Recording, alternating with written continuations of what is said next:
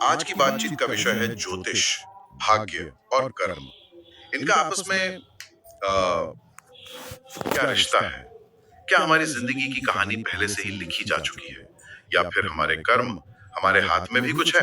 ये एक ऐसा सवाल है जो सदियों से मतलब हर पीढ़ी खुद से पूछती आई है। भाग्य की लकीरें कितनी पक्की हैं और कर्म की कलम में कितनी स्याही है। इसी की पड़ताल आज हम करेंगे। हमारे पास जो स्रोत हैं, उनमें ज्योतिष के जानकारों से हुई बातचीत के कुछ अंश हैं, कुछ लेख हैं और प्राचीन ज्योतिषीय ग्रंथों की जानकारी भी शामिल है।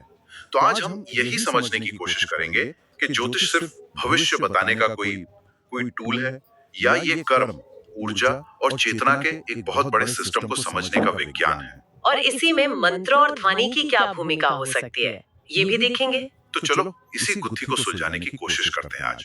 सबसे पहले कुंडली, ये है क्या असल में?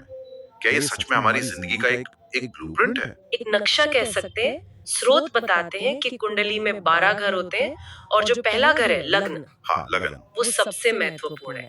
बिल्कुल जैसे शरीर में सिर होता है। और ये सिर वाली बात बहुत गहरी है। लग्न सिर्फ आपके व्यक्तित्व का पहला पन्ना नहीं है, ये वो लेंस है जिससे आप पूरी कुंडली को देखते हैं।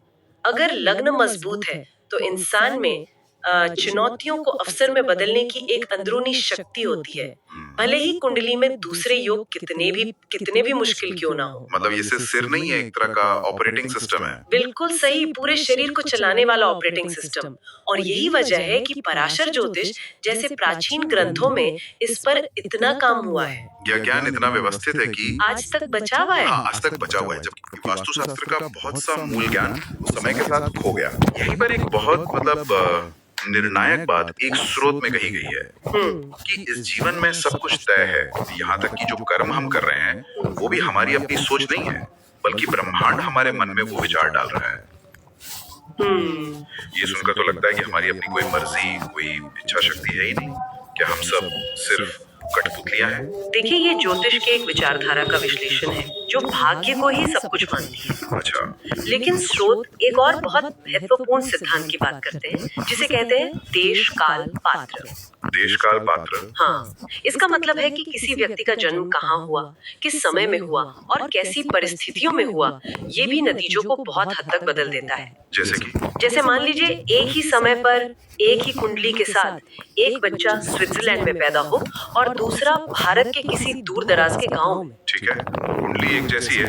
कुंडली बिल्कुल एक जैसी है, लेकिन दोनों की जिंदगी की दिशा में जमीन आसमान का फर्क होगा। शिक्षा, अवसर, सब कुछ अलग होगा। एक मिनट, लेकिन ये तर्क भाग्य के सिद्धांत को थोड़ा कमजोर नहीं करता? अगर स्विट्जरलैंड में पैदा होने से ही इतना फर्क पड़ गया, तो फिर कुंडली की मूल शक्ति क्या रह गई? नहीं, ये बहुत अच्छा सवाल है। ये विरोधाभासी लगता है पर है नहीं। कैसे? कुंडली आपके भाग्य के थीम को दिखाती है और माहौल उसके स्केल को तय करता है। थीम और स्केल मतलब? मान लीजिए कुंडली में बहुत बड़े पद और धन का योग है, तो स्विट्जरलैंड में पैदा हुआ बच्चा शायद किसी मल्टीनेशनल कंपनी का सीईओ बन जाए। वहीं गांव में पैदा हुआ बच्चा अपने पूरे जिले का सबसे बड़ा और सफल व्यापारी बन सकता है। अच्छा। दोनों ही अपनी अपनी परिस्थितियों में उस धन और पद के योग को जी रहे हैं, है ना? कुंडली बीज की तरह है और देश काल पात्र वो जमीन है जिसमें बीज बोया गया है। समझ गया। जमीन अच्छी होगी तो पेड़ विशाल होगा, जमीन औसत होगी तो पेड़ छोटा रह जाएगा, लेकिन फल दोनों देंगे। ठीक है, तो कुंडली संभावनाओं का नक्शा है, लेकिन हमारे स्रोत ये भी कहते हैं कि हमारा माहौल, हमारा परिवार, यहाँ तक कि हमारा देश, ये भी कोई संयोग नहीं है। और यहीं पर प्रारब्ध का सिद्धांत आता है। हाँ, प्रारब्ध मतलब हम पिछले जन्मों से कुछ एक पोटली लेकर आते हैं अच्छे बुरे कर्मों की, और उसी से तय होता है कि हमारा जन्म स्विट्जरलैंड में होगा या किसी गांव में। बिल्कुल, यहाँ मामला थोड़ा और पेचीदा हो जाता है। और प्रारब्ध की इस अवधारणा को समझना ही कर्म के पूरे सिद्धांत को समझना है। हमारे स्रोत महाभारत से भीष्म पितामह का एक बहुत शक्तिशाली उदाहरण देते हैं। अच्छा। उन्होंने अपनी जिंदगी में इतनी सत्कर्म और पुण्य जमा कर लिए थे कि उनके पिछले जन्म का एक बहुत बड़ा पाप कर्म वो फल ही नहीं दे पा रहा था। उनके अच्छे कर्म एक मजबूत ढाल की तरह उस बुरे प्रारब्ध को रोके हुए थे। बिल्कुल रोके हुए थे। भीष्म पितामह का ये उदाहरण तो सच में डराने वाला है। इसका मतलब जीवन भर की अच्छाई एक पल की गलती से खत्म हो सकती है। हाँ, जब उन्होंने द्रौपदी के अपमान पर चुप्पी साध ली तो उनके सारे सत्कर्म वो नष्ट हो गए और पुराना पाप तुरंत प्रभावी हो गया। इससे ये सवाल उठता है कि अगर हमारे कर्म इतने शक्तिशाली हैं, तो क्या वो उस मूल नक्शे मतलब हमारी कुंडली को ही बदल सकते हैं? क्या मैं अच्छे काम करके अपनी कुंडली के किसी बुरे योग को हमेशा के लिए मिटा सकता हूँ? स्रोत इस पर बहुत साफ है। कुंडली नहीं बदलती, वो हमारे प्रारब्ध का नक्शा है जो जन्म के समय तय हो गया। तो फिर कर्म करने का फायदा क्या? फायदा है, हमारे कर्म उस नक्शे पर हमारी यात्रा को बदल देते हैं। और यहाँ ज्योतिष में कर्मों की 3 परतें समझना जरूरी है। 3 परतें? हाँ, पहला है संचित कर्म। ये हमारे सभी जन्मों के कर्मों का कुल जमा खाता है, एक बहुत बड़ा कॉस्मिक डेटाबेस। ठीक है। दूसरा है प्रारब्ध।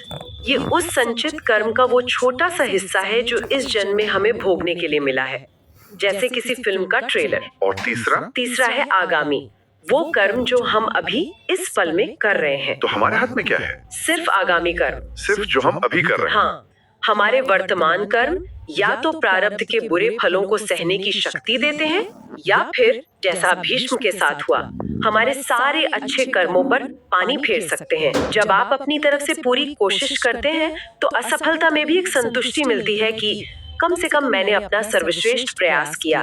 यही संतुष्टि आपको मानसिक रूप से मजबूत बनाती है। और हमारे आगामी कर्म वो संचित खाते में जमा होते रहते हैं। बिल्कुल, जो आपके अगले जन्म के प्रारब्ध को तय करेंगे। ये कर्मों की परतों वाली बात इस पूरी चर्चा को एक नई दिशा देती है और इसी से हम इस चर्चा के सबसे दिलचस्प हिस्से पर आते हैं। स्रोत में कर्मों के एक जन्म से दूसरे जन्म में जाने की इस पूरी प्रक्रिया को एक बहुत ही आधुनिक तकनीक के उदाहरण से समझाया गया है। हाँ, ये समझना वाकई आकर्षक है। एक मिनट, ये तो कमाल की सोच है। मतलब हमारे ऋषि मुनि हजारों साल पहले जिसे आकाशिक रिकॉर्ड्स कहते थे, वो असल में एक तरह के कॉस्मिक क्लाउड स्टोरेज का कॉन्सेप्ट था। बिल्कुल, ये आज की टेक्नोलॉजी और प्राचीन ज्ञान को सीधे सीधे जोड़ देता है। स्रोत बताते हैं कि ये प्रक्रिया एक मोबाइल सिम कार्ड और गूगल क्लाउड की तरह काम करती है।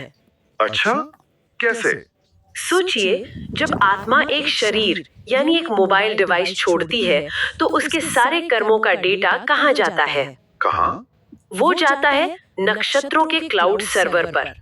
ये हमारा संचित कर्म है।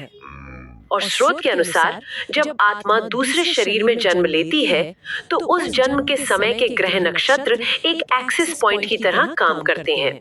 जैसे ही नया जन्म हुआ, प्रारब्ध का सारा डेटा उस क्लाउड से तुरंत नई सिम यानी नए जीवन में स्थानांतरित हो जाता है।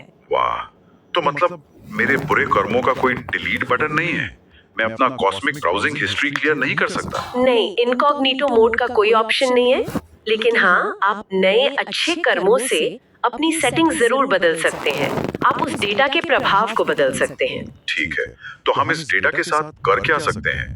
अगर ये मुझ पर थोप दिया गया है तो मेरे पास इस जन्म में कोई असली चॉइस है या मैं बस एक स्क्रिप्ट फॉलो कर रहा हूँ? शायद यहीं पर मंत्रों की भूमिका शुरू होती है ना? बिल्कुल। पर ये काम कैसे करता है? क्या ये सिर्फ भरोसे की बात है या इसके पीछे कोई ठोस विज्ञान है? बिल्कुल, यहाँ से ध्वनि के विज्ञान का दरवाजा खुलता है। ये सिर्फ आस्था नहीं है, ये ऊर्जा और कंपन यानी वाइब्रेशन का विज्ञान है। वाइब्रेशन? हाँ, स्रोत बताते हैं कि हर ग्रह, हर नक्षत्र की अपनी एक खास कंपन या फ्रीक्वेंसी होती है और बीज मंत्र उस फ्रीक्वेंसी से मेल खाने वाली एक खास ध्वनि है। अच्छा। जब हम किसी मंत्र का सही उच्चारण और सही लय के साथ जाप करते हैं तो हम ब्रह्मांड में मौजूद उस विशेष ऊर्जा के साथ रेजोनेट करना यानी एक लय में आना शुरू कर देते हैं। इसे थोड़ा और आसान शब्दों में समझाइए। रेजोनेट करने का मतलब क्या है? इसका सबसे अच्छा उदाहरण रेडियो है। हवा में एक ही समय पर हजारों रेडियो स्टेशन की तरंगे मौजूद हैं, लेकिन आपको सुनाई वही देता है जिस पर आप अपना रेडियो ट्यून करते हैं। सही बात है। मंत्र जाप करना अपने मन और शरीर को किसी खास ग्रह की सकारात्मक ऊर्जा पर ट्यून करने जैसा है। यह उस ग्रह के नकारात्मक प्रभाव को शांत करने और सकारात्मक प्रभाव को बढ़ाने जैसा है। जैसे आप सही फ्रीक्वेंसी ट्यून करके रेडियो पर साफ आवाज सुनते हैं और बाकी शोर हट जाता है। तो ये उस डेटा को डिलीट करने जैसा नहीं है, बल्कि उसके सिग्नल को बेहतर बनाने जैसा है। बिल्कुल सही। आप डेटा नहीं मिटा रहे, आप उस डेटा से आने वाले सिग्नल की क्वालिटी को बदल रहे हैं। आप नकारात्मकता के वॉल्यूम को कम कर रहे हैं और सकारात्मकता के वॉल्यूम को बढ़ा रहे हैं। तो निष्कर्ष ये है कि मंत्र शास्त्र सिर्फ आस्था नहीं, बल्कि एक गहरा विज्ञान है। हाँ, एक गहन विज्ञान है जो ध्वनि की शक्ति का इस्तेमाल करके हमारे जीवन की ऊर्जा को नई दिशा देता है। जैसे एक मोबाइल में नया सिम कार्ड डालने पर भी पुराना क्लाउड डाटा वापस आ जाता है, वैसे ही मंत्रों के सही उच्चारण से हमारे संचित कर्म और शक्तियाँ वो जागृत हो सकती हैं। तो आज की इस गहरी पड़ताल का कुल मिलाकर मतलब क्या है? चलिए इसे समेटते हैं। निष्कर्ष ये है कि ज्योतिष सिर्फ भविष्य देखने का कोई जादू का गोला नहीं है। ये कर्म, भाग्य और ऊर्जा के एक बहुत ही जटिल सिस्टम को समझने का विज्ञान है। हमारा जीवन, भाग्य यानी हमारी कुंडली और हमारे कर्म, इनके बीच एक लगातार चलने वाली बातचीत की तरह है। कुंडली हमें प्रारब्ध का नक्शा देती है, लेकिन उस नक्शे पर यात्रा कैसे करनी है, ये हमारे आगामी कर्म तय करते हैं। सही। और मंत्र शास्त्र उस ध्वनि की शक्ति का विज्ञान है जो इस यात्रा को बेहतर बना सकता है। वो क्लाउड और सिम कार्ड वाला उदाहरण यहाँ बिल्कुल सटीक बैठता है। हाँ, जैसे एक नया सिम कार्ड लगाने पर भी क्लाउड से पुराना डेटा वापस आ जाता है, वैसे ही मंत्र हमें अपनी ही संचित शक्तियों और ऊर्जा से फिर से जोड़ सकते हैं। मतलब ये आपको उस ऊर्जा तक पहुंचने की एक चाबी देता है। बिल्कुल, एक चाबी देता है जो पहले से ही आपके सिस्टम में मौजूद है, बस इनएक्टिव पड़ी है। ये आपके भीतर के उस सॉफ्टवेयर को एक्टिवेट करने जैसा है जो शायद सदियों से अपडेट नहीं हुआ। जाते जाते हमारे श्रोताओं के लिए एक अंतिम विचार छोड़ जाते हैं। अगर हमारे कर्मों का पूरा हिसाब किताब नक्षत्रों में किसी कॉस्मिक क्लाउड पर मौजूद है, तो क्या ये पूरा ब्रह्मांड एक विशाल सूचना नेटवर्क, एक कॉस्मिक इंफॉर्मेशन नेटवर्क की तरह है? और क्या हमारे हर विचार और हर कर्म से इस नेटवर्क पर हर पल नया डेटा अपलोड हो रहा है, जो न सिर्फ हमारा बल्कि शायद पूरे ब्रह्मांड का भविष्य तय कर रहा है? इस पर सोचिएगा।